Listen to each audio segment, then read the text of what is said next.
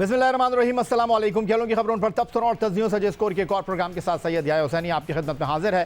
बैनुल अक़वामी मसरूफियात में कौमी टीम की नुमाइंदगी के बाद इस वक्त पाकिस्तान क्रिकेट टीम के स्टार खिलाड़ी इन दिनों बड़ी तादाद में इंग्लैंड में काउंटी क्रिकेट खेलने में मसरूफ़ हैं और दूसरी जानिब कराची हमेशा की तरह रमज़ान क्रिकेट की सरगर्मियों का मरकज़ बना हुआ है और पाकिस्तान क्रिकेट के नामी ग्रामी क्रिकेटर्स इन दिनों रमज़ान क्रिकेट में एक्शन में हैं। पाकिस्तान के टेस्ट ऑलराउंडर हसन अली का सितारा इन दिनों गर्दिश में है। ऑस्ट्रेलिया के खिलाफ 2 टेस्ट की 4 इनिंग में 2 विकेट की परफॉर्मेंस के साथ दाएं हाथ के तेज़ बॉलर शदीद तनकीद की जद में रहे।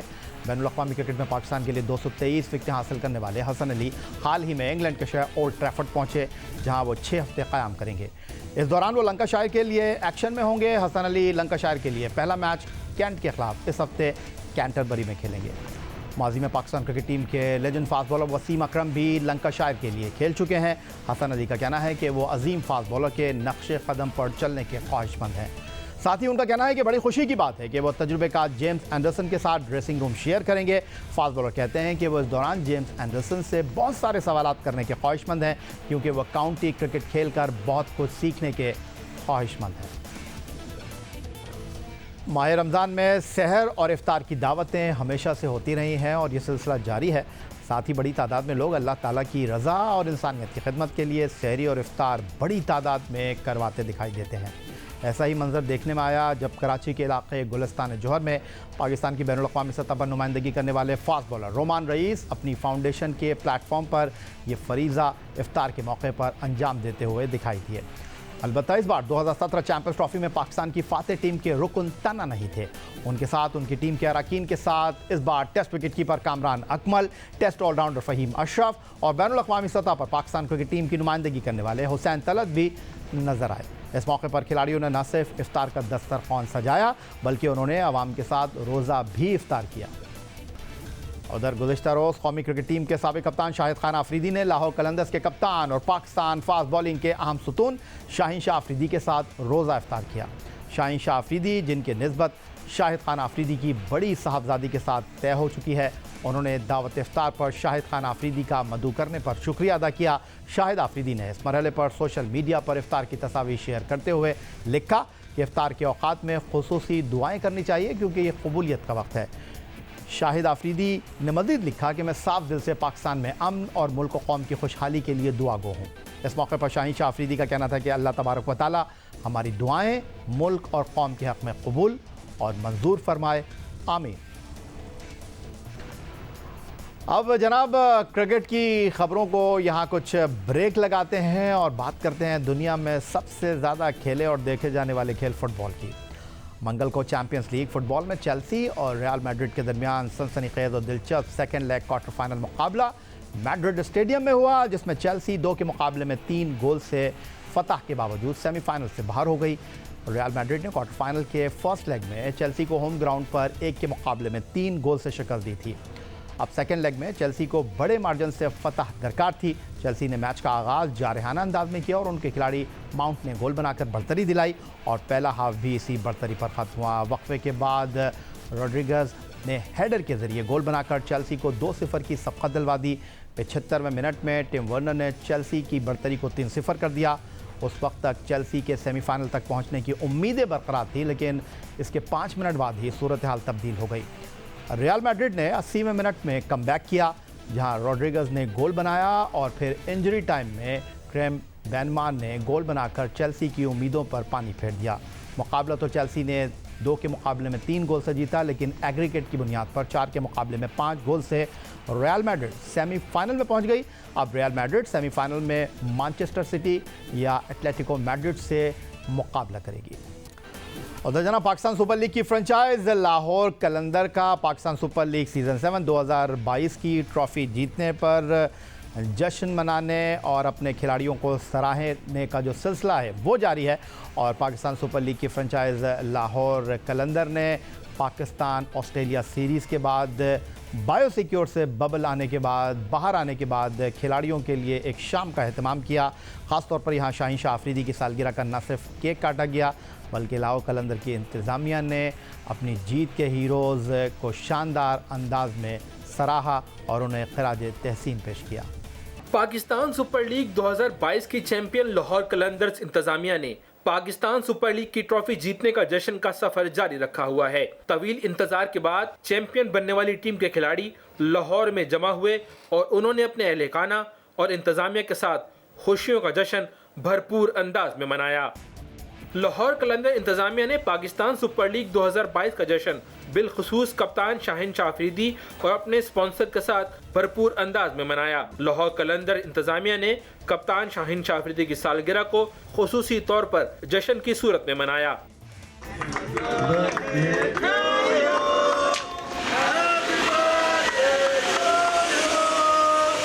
इस मौके पर लाहौर कलंदर की इंतजामिया का कहना था कि खुशियां को मनाने और बांटने का सफर जारी रहेगा और खिलाड़ियों को यूं ही सराहा जाता रहेगा। अभी आपको पता है प्लेयर्स जो है बबल में थे, उसके बाद हम उनके घरों में भी थे।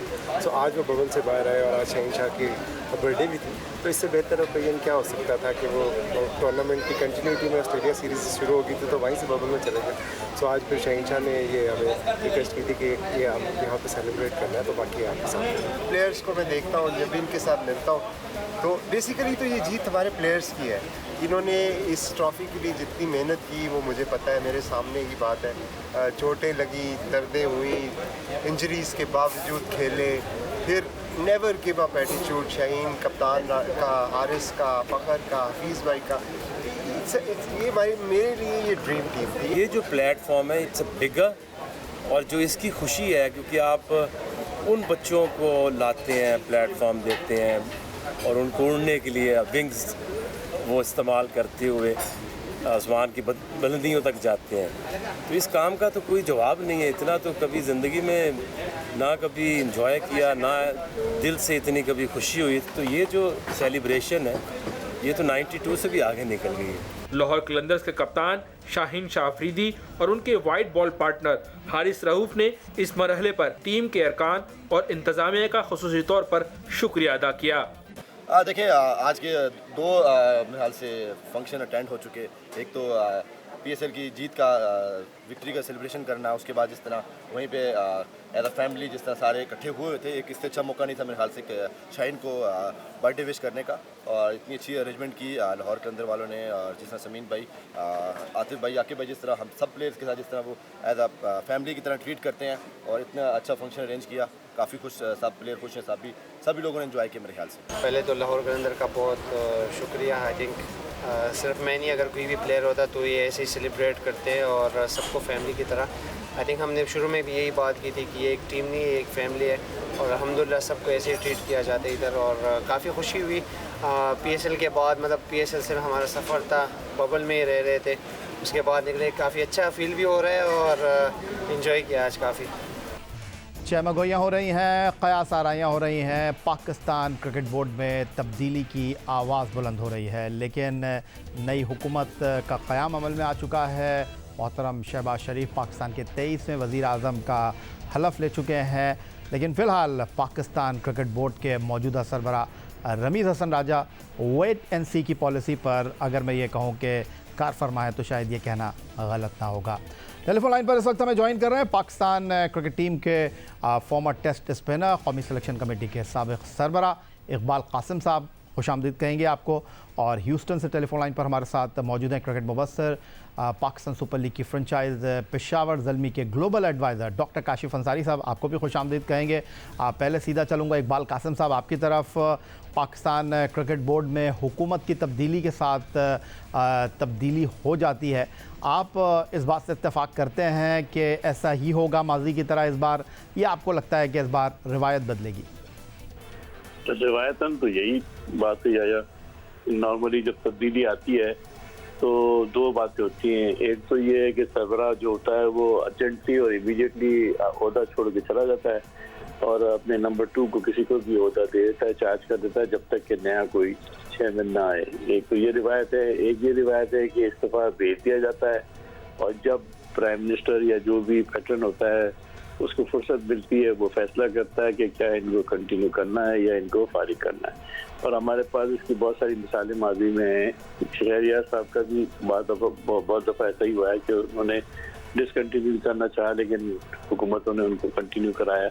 ऐसी बहुत सारी मिसालें हैं जो पहले जाते ही छोड़ के चले गए। तो ये डिपेंड करता है कि सिचुएशन क्या है और पर्सनालिटी क्या है। इकबाल कासिम साहब, आप भी पाकिस्तान क्रिकेट बोर्ड के अहम फैसलों में माजी में शामिल रहे हैं। अब मसला इस वक्त ये नहीं है, सवाल इस वक्त ये नहीं है कि पाकिस्तान क्रिकेट बोर्ड में इंतज़ामी तौर पर तब्दीली आती है या नहीं आती।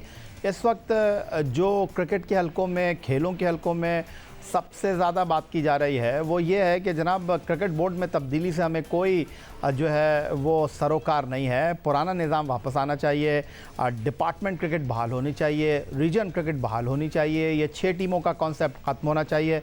इत्तेफाक करते हैं आप इस बात से?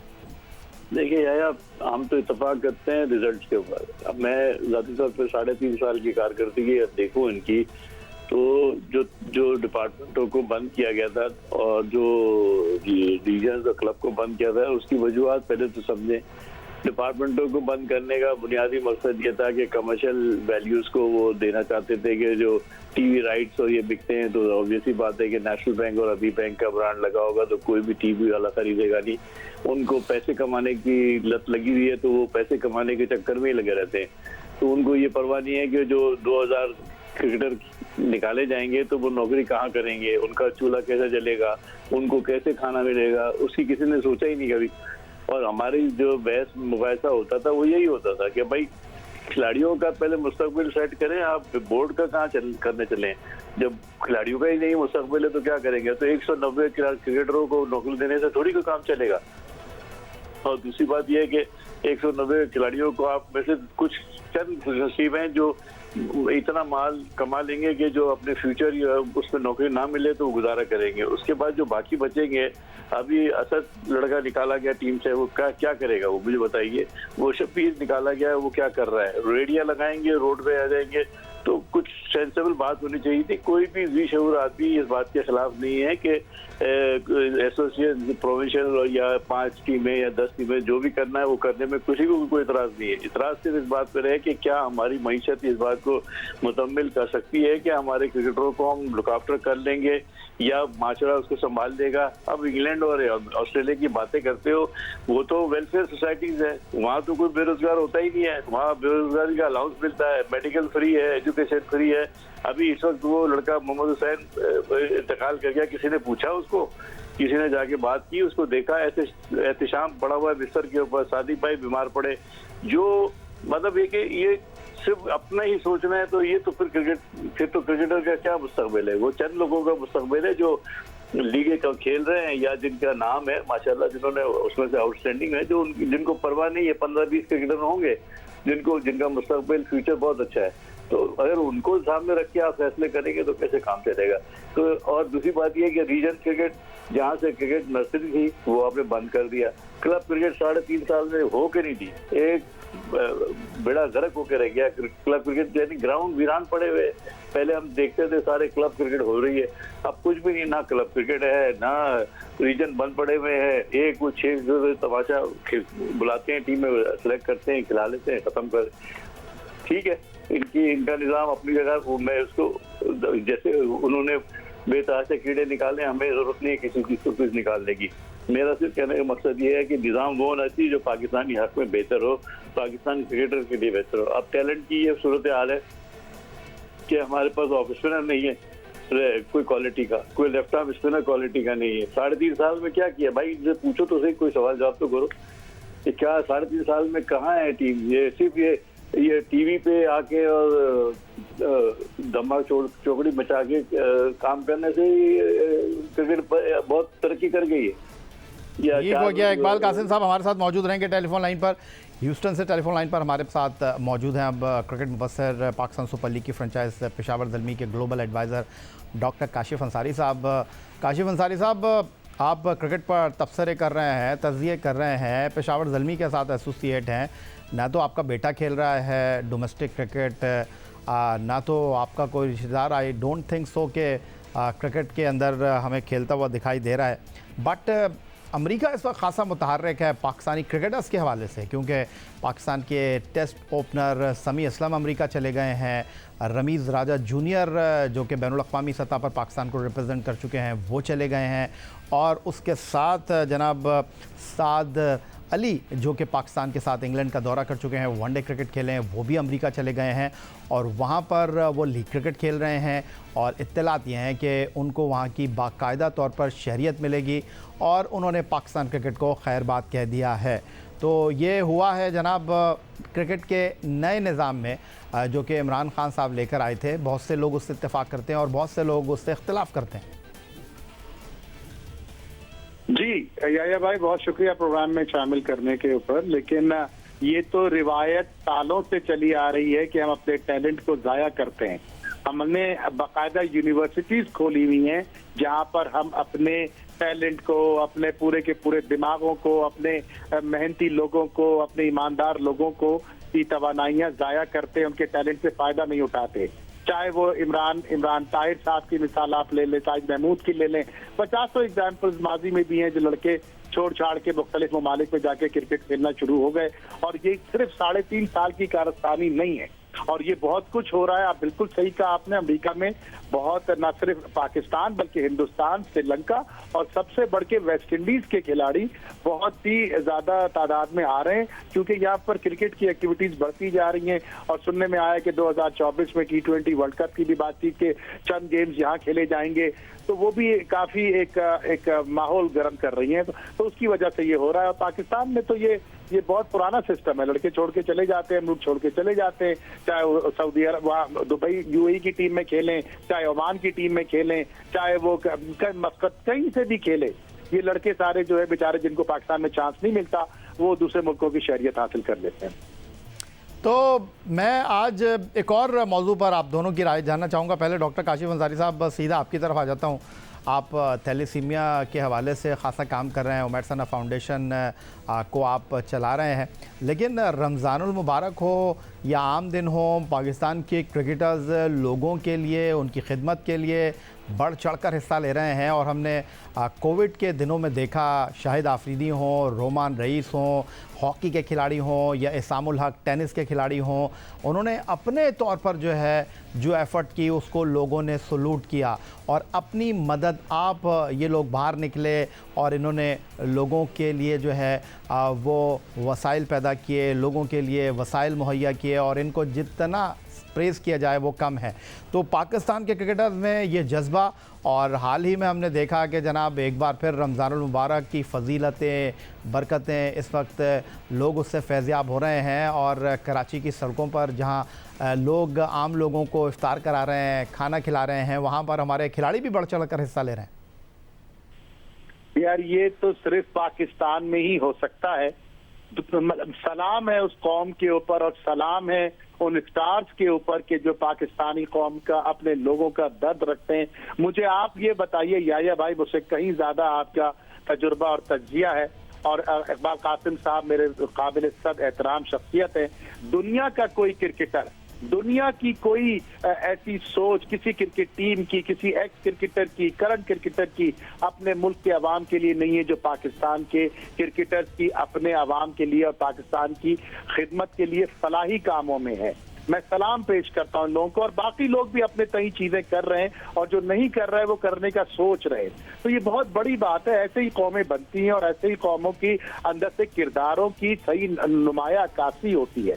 तो मुझे इस पे फख्र है भाई, और मैं चाहता हूं कि बकिया क्रिकेटर्स भी बढ़ चढ़ के इन चीजों में हिस्सा ले, क्योंकि ले दे के हमारे पास रह क्या गया है। कौमी हीरोज में क्रिकेटर्स ही तो रह गए, उसमें भी गिने चुने चंद नाम है। उस दिन मैंने देखा बाबर आजम भी माशाल्लाह अफ्तारी तकसीम कर रहे हैं, वहां पर जनाब रिजवान भी अफ्तारी तकसीम कर रहे हैं। बहुत बड़ी बात है, बहुत अच्छी बात है, और ये यकीन जानिए कि पाकिस्तान के अवाम के लिए, पाकिस्तान की आने वाली नस्लों के लिए ये मिसाल कायम कर रहे हैं। कोई शक नहीं है इसमें, बिल्कुल।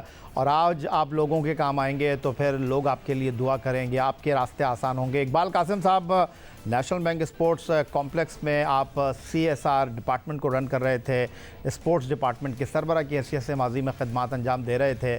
तो आपके लिए तो ये चीज़ें नई नहीं होंगी, आपने अपने हाथों से बहुत सारे काम किए, बहुत सारे पौधे लगाए, लेकिन आज के इन नौजवान खिलाड़ियों को आप काम करता हुआ देखते हैं, लोगों की खिदमत के जज्बे के साथ आगे आता हुआ देखते हैं, तो क्या कहेंगे? देखिए यार, पाकिस्तान क्रिकेट में अब वो स्टार क्रिकेटर जो माजी के थे, जिसमें वसीम अकरम, वकार यूनुस, इंजमाम, इमरान खान, जावेद मियां, ये तो माजी का हिस्सा बन गए। इसके बाद से लास्ट हमारे पास जो गिने चुने प्लेयर्स गए हैं वो यूनुस खान और ये आप समझ लें शेब अख्तर और ये रह गए। अब उसके बाद से कोई हीरो नहीं था। ये बाबर एक माशाल्लाह निकल के आया, उसके पीछे अब रिजवान थोड़ा बहुत फॉलो कर रहा है उसको। तो अब जो पाकिस्तानी क्रिकेटरों के लिए एक उम्मीद की किरण बनी वो है बाबर। बाबर जो है वो इंटरनेशनल फेम हो गया है, लोग उसको फॉलो करते हैं और बाबर अपनी जिम्मेदारियों से आगा है।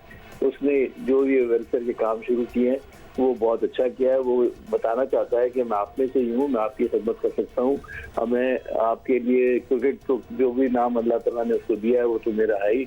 अगर आपका साथ रहेगा तो वो पाकिस्तान के लिए और ज़्यादा काम करेगा, और पाकिस्तान का काम करेगा तो वो आपकी खिदमत को करता रहेगा। तो इसलिए मैं समझता हूँ कि क्रिकेटर्स जो है वो बहुत अच्छा काम कर रहे हैं। ये जो भी वर्कर के काम कर रहे हैं ये करते रहना चाहिए। इससे एक तो माशरे में लोगों से मिलने का भी वक्त मिलता है। शाहिद आफरीदी को आप देखें, आउटस्टैंडिंग काम कर रहे हैं वो अपने लिहाज से।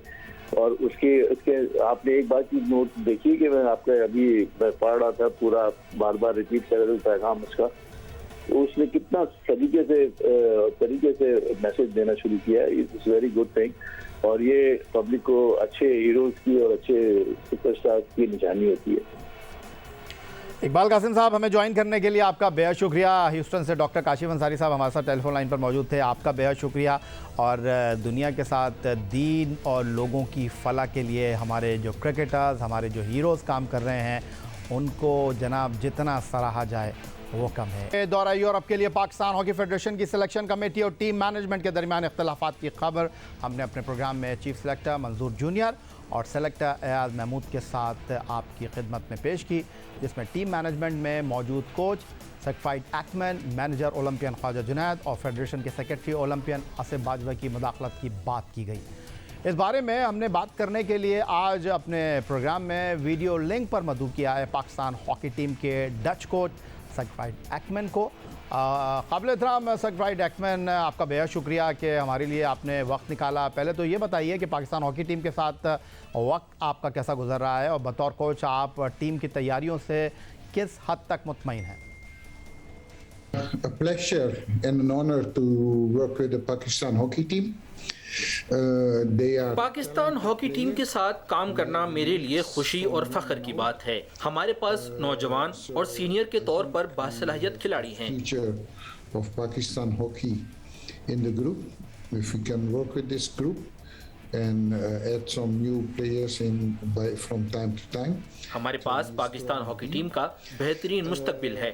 इस ग्रुप के साथ काम कर रहा हूं और वक्त के साथ टीम को मजबूत बनाने के लिए इसमें नए खिलाड़ी भी शामिल होंगे। Many basic knowledge about high performance hockey and modern hockey, especially in tactically. Pakistan hockey team के साथ काम करना चैलेंज है क्योंकि उन्हें खेल के बुनियादी चीजों के अलावा हाई परफॉर्मेंस और मॉडर्न हॉकी की भी बुनियादी बातों का इल्म है।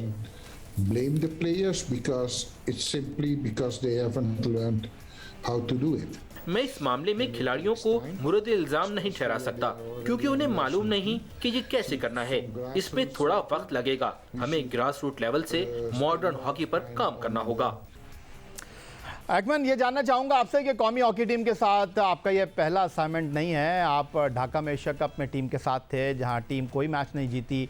वहाँ टीम का इंतखाब सिलेक्शन कमेटी ने किया था या फिर आपने? मैं आपसे ये जानना चाहता हूँ। और अब जबकि आप गोलकीपर मज़हर खान जो कि ड्रॉप कर चुके हैं, उनको ये किसका फ़ैसला है? सिलेक्शन कमेटी के चेयरमैन ओलंपियन मंजूर जूनियर के मुताबिक ये तो उनका फ़ैसला नहीं है मज़हर को ड्रॉप करने का। तो फिर आपने ये फ़ैसला किया है या फेडरेशन ने? The Asian Champions Trophy team, I hadn't seen the players. I came to the team after joining the Junior World Cup. Asian champions trophy hockey tournament मेरा पहला असाइनमेंट था। मैंने जूनियर वर्ल्ड कप के बाद कौमी team को join किया था और जूनियर वर्ल्ड कप से कबल टीम मुंतखब हो चुकी थी, तो मेरा इस टीम के इंतखाब में कोई अमल दखल नहीं था। एशियन चैंपियंस ट्रॉफी में मुझे टीम को जानने का मौका मिला और इस दौरान मैंने कोच को अपनी इनपुट दी जो मैं बेहतरीन तरीके से दे सकता था। To my very best, but we hardly practiced. I had 2 days practice with them. Dhaka रवानगी से कबल मैंने टीम को सिर्फ 2 दिन ट्रेनिंग कराई जो बहुत ज्यादा वक्त नहीं था, तो इसीलिए टीम का इंतखाब किया। Started So the selection, the players were, of course, I knew many of those players because as coach of Japan, I क्योंकि मैं was जापान का कोच होने की वजह से पाकिस्तान के साथ होने वाले बहुत से मुकाबलों में पाकिस्तानी खिलाड़ियों से वाकिफ था, तो पाकिस्तानी हॉकी टीम की जानिब से मेरी मालूमात थी। अब मैं पाकिस्तान टीम का कोच हूं और अब उनके साथ बेहतर कारकर्दगी देने की कोशिश करूंगा। coach of the team, so I had to work and try to get the best out of the team. Secretary डैकमैन, पाकिस्तान हॉकी के हलकों में एक आम तासुर यह है कि आप और 6 रुकनी सिलेक्शन कमेटी के होते हुए secretary Pakistan hockey federation olympian Asif Bajwa और manager olympian Khawaja Junaid team के अहम मामलात और सिलेक्शन में दखल अंदाजी कर रहे हैं। चीफ सेलेक्टर ओलंपियन मंजूर जूनियर ने तो हमसे गुफ्तगू करते हुए इस तासुर को रद्द नहीं किया। आप बतौर हेड कोच इस बारे में क्या कहेंगे, क्या ये बात दुरुस्त है या नहीं? I cannot confirm this because this is absolutely rubbish. मैं इन बातों की तस्दीक नहीं करता हूँ, ये बिल्कुल फजूल बात है। मैं आपको बताता हूँ कि टीम का इंतखाब कैसे हुआ था। सबसे पहले हमने प्रैक्टिस की और फिर प्लेयर्स की रिपोर्ट मुरतब की और तमाम स्टाफ मेंबर के साथ हमने एक मीटिंग की जिसमें हर किसी ने अपनी टीम के बारे में अपनी राय दी। So we had a meeting together with all staff members where everybody could mention their team and then हमने तमाम खिलाड़ियों के बारे में मिलकर गुफ्तगू की और तमाम टीम स्टाफ ने अपने इंतखाब पर खुलकर राय दी। इस वक्त कैंप में जो कोई भी मौजूद था उनसे मशवरा किया गया। मैं अपनी टीम का लीडर हूँ। हमने सबसे मिलकर गुफ्तगू की, किसे मुंतखब करना है सब ने मिलकर फैसला किया। consulted. I'm leader of my team and I did that with the team. We talked together. We decided who we wanted to have in the team. फिर पाकिस्तान की सिलेक्शन कमेटी जिसमें मंजूर जूनियर से भी बात हुई। इस मीटिंग में आसिफ बाजवा भी मौजूद थे, टीम मैनेजर ख्वाजा जुनैद भी थे और उन्होंने टीम के इंतखाब में कोई दखल अंदाजी नहीं की और वहां से चले गए। Asif was there to moderate and Junaid as team manager was there and he didn't interfere in that meeting. He even went outside the meeting, so he मैंने टीम के इंतखाब के लिए हर किसी से 2 घंटे तक बातचीत की जिसमें मंजूर जूनियर भी शामिल थे और फिर हमने टीम का इंतखाब किया और तमाम बहस व मुबाहिसे के बाद टीम के इंतखाब पर यकजा हुए।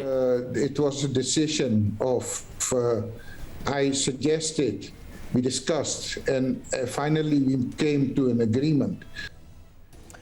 ठीक हो गया। अब जबकि पाकिस्तान हॉकी टीम यूरोप का दौरा करने की मंसूबाबंदी कर रही है, एक्मैन आप मुकम्मल तौर पर इस दौरे के हवाले से काम कर रहे हैं। पाकिस्तान हॉकी टीम को यूरोप के दौरे के बाद इंडोनेशिया एशिया कप में हिस्सा लेना है। आप पर उम्मीद हैं कि पाकिस्तान हॉकी टीम पहली 4 टीमों में जगह बनाने में कामयाब हो जाएगी? That's our target. Our target is to qualify for the World Cup.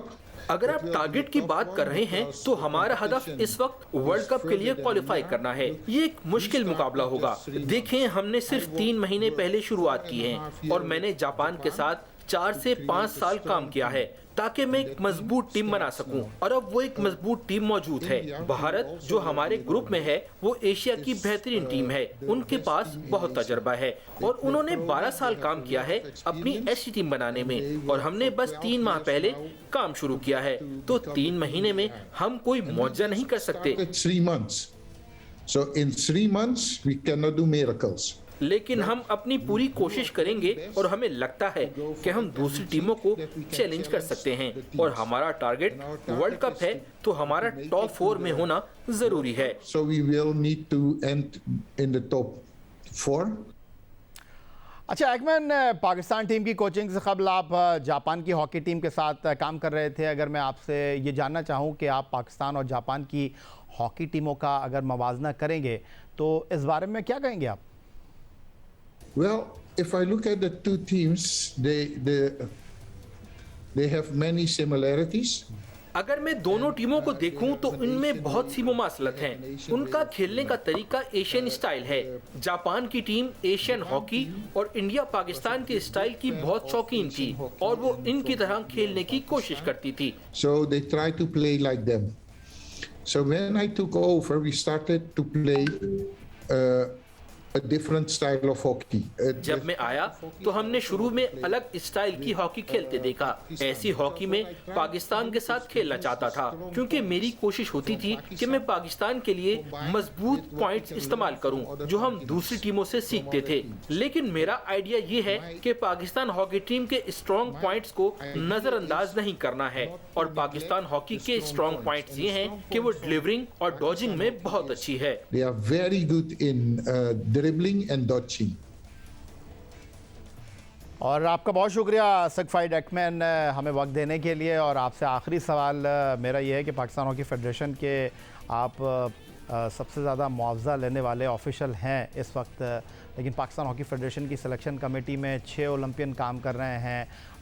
उनको जो है वो सिर्फ डेली अलाउंस मिलता है। पाकिस्तान हॉकी फेडरेशन की जानिब से बहुत से पाकिस्तान हॉकी के खिलाड़ियों को मैच फ़ीस नहीं मिल रही है। तो आपको लगता है कि पाकिस्तान हॉकी फेडरेशन सही सिमत में जा रही है? आपको लगता है कि आप सिर्फ फ़िज़िकल फ़िटनेस की बुनियाद पर पाकिस्तान हॉकी को आगे ले जा सकते हैं? आपको लगता है कि पाकिस्तान हॉकी को जीतने के लिए फ़िनिशिंग की ज़रूरत है? और मैं आपसे ये जानना चाहता हूँ कि बग़ैर मैच फ़ीस के, बग़ैर माली फ़वाइद के हम अपनी हॉकी को कैसे आगे लेके जा सकते हैं?